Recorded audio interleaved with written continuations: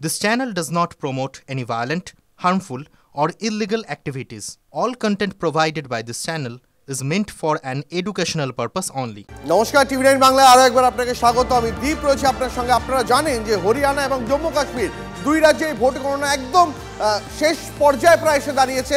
হরিয়ানায় প্রাথমিক ট্রেন্ডে কংগ্রেস এগিয়ে থাকলেও জোরালো টক্কর কিন্তু দিচ্ছে বিজেপিও। Fair and bright night and day cream ত্বক থাকবে ব্রাইট সারাদিন, পলিউশন ফ্রি, ঠিক যেন রাতের ফোঁটা সাদা ফুল। সারাদিন হ্যাপি ব্রাইট স্কিন। কুরুক্ষেত্রে যাকে বলে কার্যত কাঁটায় কাঁটায় টক্কর, আর এই মুহূর্তে কংগ্রেসের থেকে সামান্য কিছুটা এগিয়েও গেছে বিজেপি।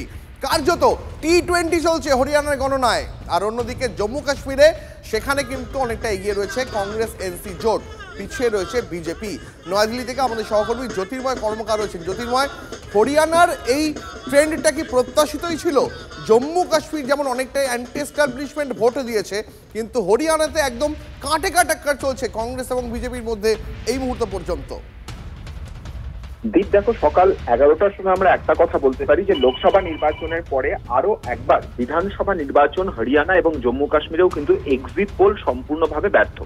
এক্সিট পোল যে ইন্ডিকেশন দিয়েছিল তাতে হরিয়ানাতে একক সংখ্যাগরিষ্ঠতায় কংগ্রেস আসছে এবং প্রাথমিক ট্রেন্ড অনুযায়ী আমরা সেই ছবিটাই দেখতে পেয়েছিলাম। কিন্তু এই মুহূর্তে কার্যত একেবারে সমানে সমানে টক্কর হচ্ছে এবং যে কথা তুমি জানালে যে এই মুহূর্তে মোট 43টি আসনে এগিয়ে রয়েছে বিজেপি, কংগ্রেস এগিয়ে আছে 40টি আসনে। তবে যে ইঙ্গিত প্রথম থেকেই ছিল যে যারা রিজিওনাল পার্টিগুলো একেবারে আঞ্চলিক শক্তি যেমন জেজেপি, যাদের গতবার 10টা আসন ভাগ্য নির্ধারণ করে দিয়েছিল 2019-এর লোকসভা নির্বাচনে, তারা শূন্যতে নেমে এসছে। আইএনএলডি, যারা একসময় সব থেকে প্রভাবশালী ক্ষমতাশালী পার্টি ছিল, তারা 2-এ নেমে এসছে এবং আপ মাত্র একটিও আসন এখনো পর্যন্ত পায়নি। অপরদিকে যদি জম্মু কাশ্মীরের দিকে আমরা আমি তোমার কাছে আসছি, আমাদের সঙ্গে থাকো। তবে এই মুহূর্তে আমরা রাজনৈতিক বিশ্লেষক শুভময় মৈত্রের সঙ্গে যোগাযোগ করেছি। শুভময় বাবু, হরিয়ানাতে এই প্রথমের দিকে যখন একদম গণনা শুরু হয়েছিল আর্লি ট্রেন্ডে কংগ্রেস খানিকটা এগিয়ে থাকলেও এখন কিন্তু বিজেপি একেবারে কাঁটায় কাঁটায় টক্কর দিচ্ছে হরিয়ানাতে। আর অন্যদিকে কাশ্মীরে, জম্মু কাশ্মীরে সেখানে কিন্তু কংগ্রেস এনসি জোট এখনো অনেকটাই এগিয়ে রয়েছে।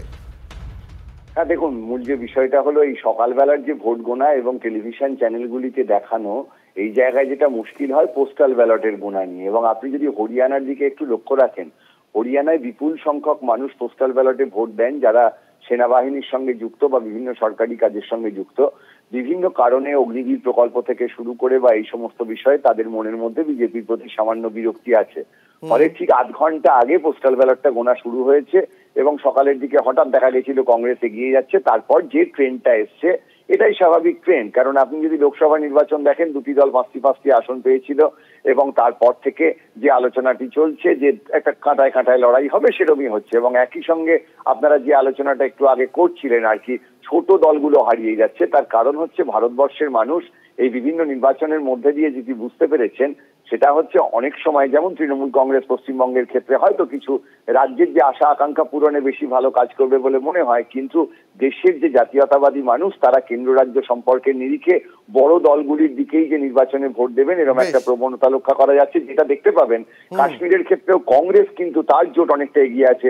সেখানকার যে অন্যান্য দলগুলি যাদের ক্ষেত্রে বিভিন্ন রকম বিচ্ছিন্নতাবাদের প্রশ্ন ওঠে সেই জায়গাটি থাকছে না। অর্থাৎ মূল কথা হলো লড়াই সরাসরি কংগ্রেস এবং বিজেপির মধ্যে, এবং তার মধ্যে হরিয়ানার নির্বাচনটা এখনো পরিষ্কার বোঝা যাচ্ছে না, জম্মু কাশ্মীরে কংগ্রেস এগিয়ে। অনেক ধন্যবাদ আপনাকে। কথা বলছিলাম রাজনৈতিক বিশ্লেষক শুভময় মৈত্রের সঙ্গে।